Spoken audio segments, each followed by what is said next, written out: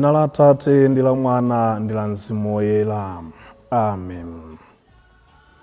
Tikulandireni pano patiyankhuleni Ambuye lero Lamulungu pa 17 December 2023 limene tikuti Lamulungu Lachitatu mu nyengo ya Adventi. Leronso ndi Lamulungu la mtengo wapatali kwambiri. Pokhala Lamulungu Lachitatu mu nyengo la Adventi tikuichonena kuti ndi nyengo ya kusangalala.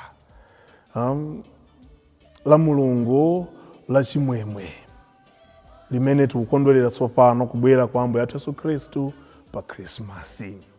So anzathu pofuna kuyankhulanso muchiyankhulo china zanena kuti lero Lamulungu la Gaudete au Gaudete Sunday, okay, Joyful Sunday, Lamulungu la chisangalalo pozindikira chimene ife tikulingalira ndi kulandira posachedwa. Mawu a tsiku la lero akuchokera m'buku la Yesaya.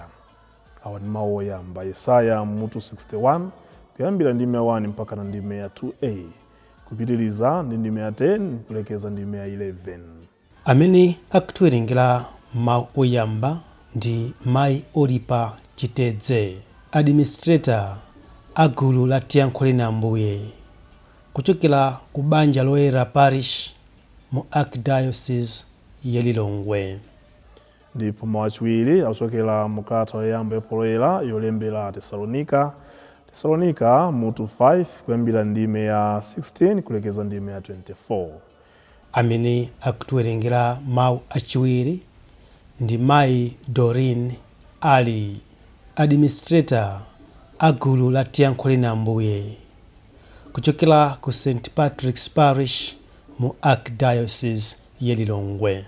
Ndipo mthenga wabwino kuchokera mthenga wa Yohane mutu 1 kuyambira ndime ya 6 kulekeza ndime ya 8, kupitiriza ndi ndime ya 19 kulekeza ndime ya 28. Amene akutiwerengera mawu a mthenga wabwino komanso kutigawira mawu ndi Reverend Father Gift Selemani, kuchokera ku Bembeke Cathedral mu diocese ya Dedza. Tiyeni tikhale limodzi ndi kusinkhasinkha mawuwa. Muzikondwa mwa Ambuye nthawi zonse. Ndikubwerezanso kuti muzikondwa. Mawu oyamba. Mawu a m'buku la mneneri Yesaya. Mzimu wa Ambuye chauta wadzaza mwa ine, chifukwa chauta wandidzoza. Wandituma kuti ndikalalike uthenga wabwino kwa anthu osauka, ndi kukasangalatsa mtima osweka, kukalengeza kwa akapolo kuti adzalandira ufulu, ndiponso kwa ndende kuti adzawamasula. Wandituma kukalengeza za nthawi imene chauta adzapulumutsa anthu ake ndi kulipsira adani ake. Wanditumanso kukatonthoza olira. Tsono ndikusangalala kwambiri chifukwa cha chauta. Mtima wanga ukondwadi chifukwa cha Mulungu wanga, pakuti iye wandiveka zovala zachipulumutso, wandiveka mkanjo wa chipulumutso. Zinali ngati mkwati wa mwamuna wavala nkhata ya maluwa m'khosi, ndipo ngati mkwati wa mkazi wavala mikanda ya mtengo wapatali.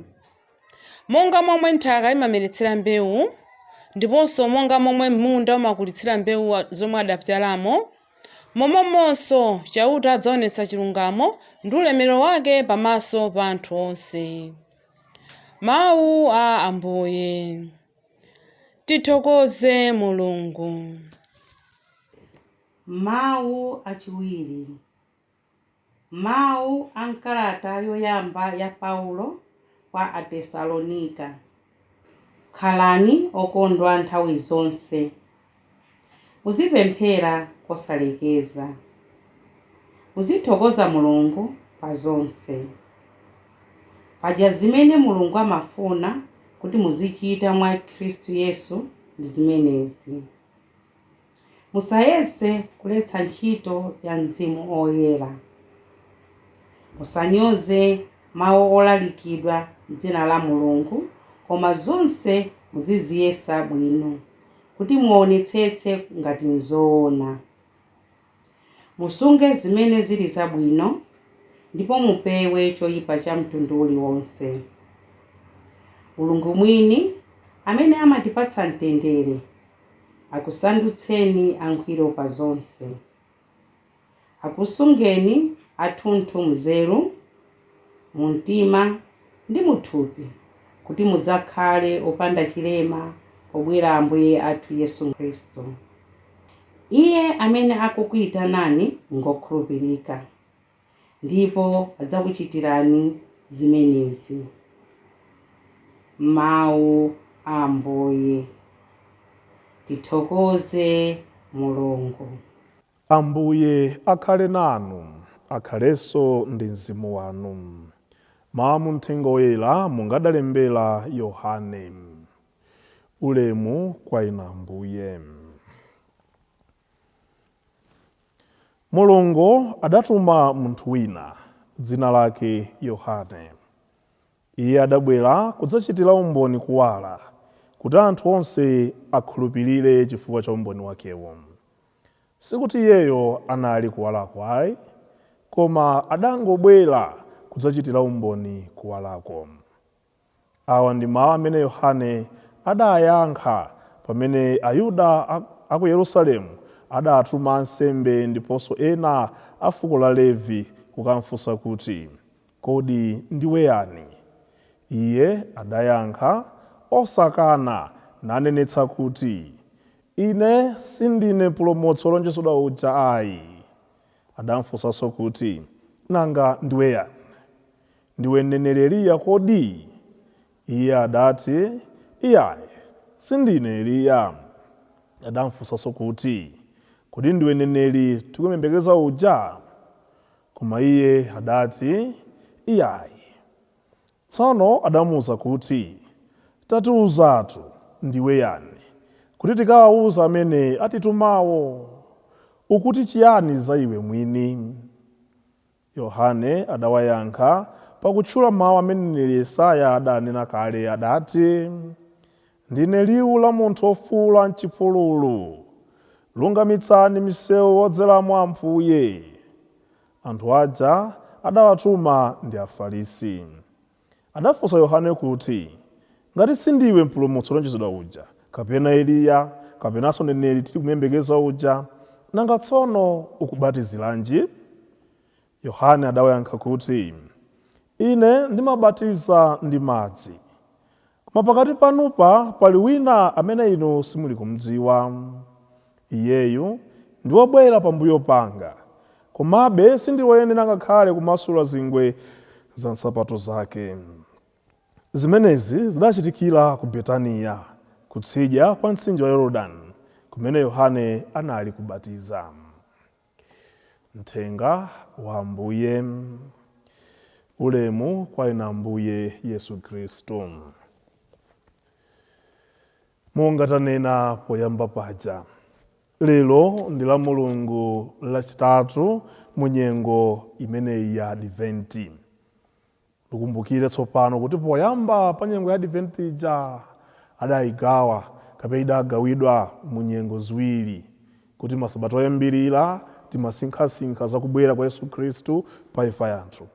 Pamene tsopano kuyambira lero mpaka na sabata amawa tikulingalira tsopano za kubwera kwa Yesu Khristu pa Christmas. Ndiye kuti tsopano kuyembekeza kwathu pamene chiyembekezo chathu tsopano chayandikira. Mpake tutero la Mulungu la lero ndi lokondwera kwambiri. Mpakana kamba kachimenecho mpingo umatha kuloleza tsopano kuti yangakhale ng'oma mungathe kuyimbako bwino lomwe ndithu. Tikukondwerera tsopano mudi ene khale yosintha, ene khala chisangalalo tsopano, pakuti nthawi imene timayembekeza ija yayandikira ndipo ifika posachedwa pano, kubwera kwa mpulumutsi wathu. Tikumbukire zimene timasinkhasinkha mu sabata imeneyi, maka lachiwiri timalingalira za chimwemwe chimene munthu amakhala nacho pakuona kuti zimene anali kuzilakalaka kuzisowa zikutheka ndipo zatheka mmoyo wake. Apatu ndoti tikulingalira za mawu oyamba amene tawerengaja, amene ndi uyu mneneri tsopano amene akukondwera ndi kunyadira ndi ntchito imene Mulungu anamupatsa poona nena kuti sanampusitse ayi. Zimene iye anali kulosera, anali kuyankhula tsopano zikukapherezera nde akukondwerera. Tsono ndikusangalala kwambiri chifukwa chauta, mtima wanga ukondwadi chifukwa cha Mulungu wanga, pakuti iye wandiveka mkanjo wa chilungamo, wandiveka zovala zachipulumutso. Akulalikira ndipo akuona tsopano kuti zikupherezeradi zonse zimene iye anali kulosera, anali kuyankhula za kubwera kwa mpulumutsi. Timalingaliro nena kuti kwa munthu amene alibe china chilichonse m'moyo wake, amakhala pansi nkumaona pamawa, nditakhala ndi chakuti, nditapeza chakuti, ndingatokhala munthu osangalala. Kwa munthu amene alibe ndalama, akulota nditakhala ndi ndalama mwakuti ayi ndingatokhala osangalala. Wati monga ndi munthu uja zimene amalota zija wazipeza, wapherezera tsopano. Ndendizi zimene adandituma Ambuye Mulungu kukalalikira uthenga wabwino kwa osauka. Anandituma Ambuye Mulungu kukathandiza anthu ovutika. Anandituma Ambuye Mulungu kukayendera mndende.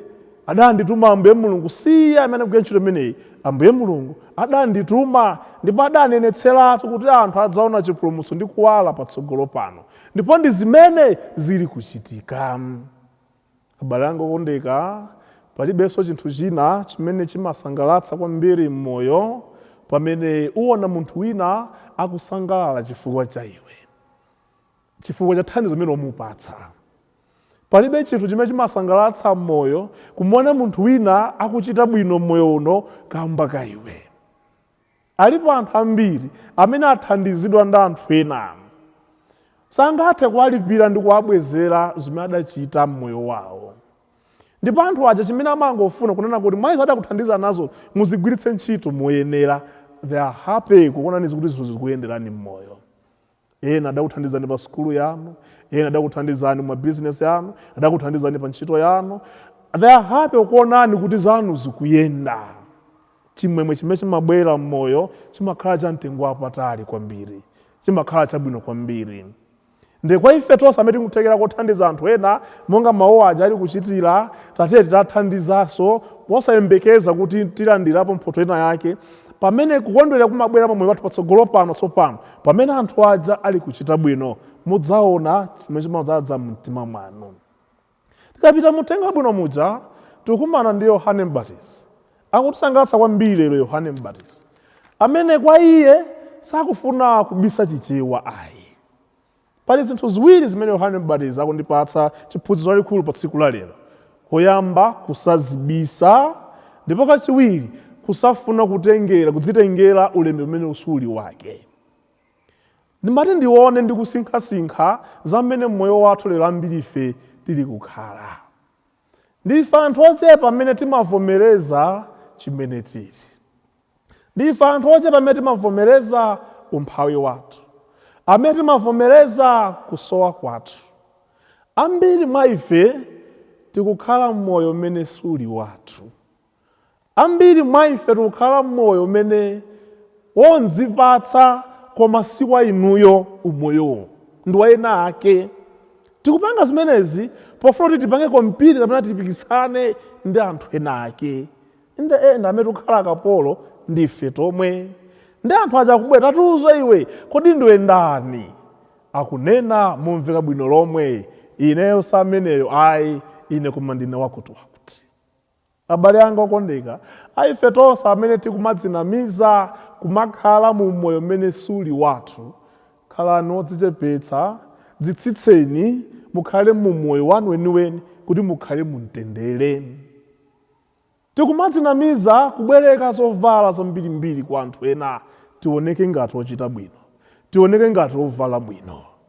Tikumayesetsa miyambo yathu yosiyanasiyana kubwerekera izo ndizo, kukatenga icho ndicho, kuti anthu pobwera atione ngati kuti ifeyo ndife apamwamba. Usali choncho, mukudzizunziranji, mukuvutikiranji mmoyo wanu. Mukhale chinthu chimene inuyo muli, chimene Yohana akutithandiza pano. Mukhala ndi mtendere ngati muvomereze chimene inuyo muli mmoyo wanu.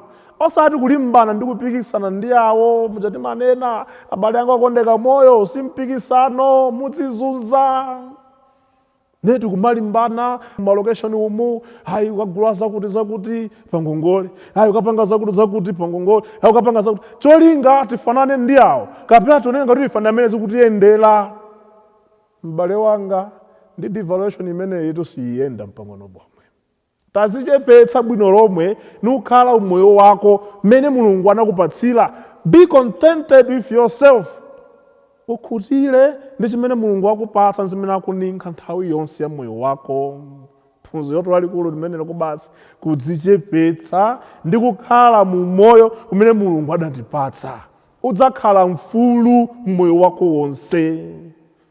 Phunziro lina limene Yohana akutithandiza pano nkunena kuti tizitha kulemekeza ndi kuzindikira ukulu ndi ulemerero wa anthu ena ndipo musaupondereze.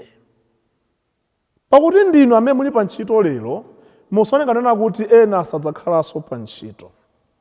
Lero mwakhoza mamaliza skulu yanu form 4 mafika musanenga kuti ena aja sadzafikanso ndipo sadzapambana kuposa inu. Lero muli ndi kuthekera kochita izi musamaone ngati ena akubwera kumbuyo sadzapanganso zimenezo ayi. Ndi ambiri ife timazinena kuti pamene tafikapo basi ndife tokha. Ndine bambo mfumu pano palibe samazakhaso bambo mfumu pano. Ndine ndekha basi. Ndine president ndine ndekha basi. Ndine mkulu wa chipani ndine ndekha basi. Ndipo kamba chimene chija timayamba nokupondereza ena onse amene akufuna atumphuke, amene akuonesa kuti ali ndi kuthekera koti pambanaso ife tomwe, amene akuoneka ndi nzeru timafuna kuwapondereza anthu amene aja asapite patali uyu adzambotenga malo anga. Ayi munthu uyu mwakuti amene akuyesetsa kuchita bwino kulimbikira ma business tawo tiwoloto awa mwina akhoza ndiposa amene afanana ndine timayamba kuwapondereza kuwatsekereza mimwayi yawo. Yohane Mbatizi pa tsiku la lero sakuchita zimenezo ayi. Akuzindikira kunena kuti inde Mulungu andipatsa ulemerero umenewo, Mulungu andipatsa saulere zimenezi, Mulungu andipatsa chuma chimenechi, komatu akubweranso ena kumbuyo kwangako amene ndi wamkulu kuposa ine, amene sindikuyenera kumasula angakhale zingwe za nsapato zake. Ena mashupa adalemba timaopa amene mukubwera kumbuyonu. Mwina pamene malemba mawu amene aja mmafuna kuzindikira unena kuti aliponso ena amene Mulungu adzadalitse kuposa inu, ndipo inonso mudzapondereza anthu amenewo. Ndekwa ife amene tafikapo kale muzoti mwathera amene popo basi tathera amene popo, koma mali kumbuyo kwathu kuja ali ndi kuthekera kopitirira amene tilipo, ndeti sampondereze munthu amene uja.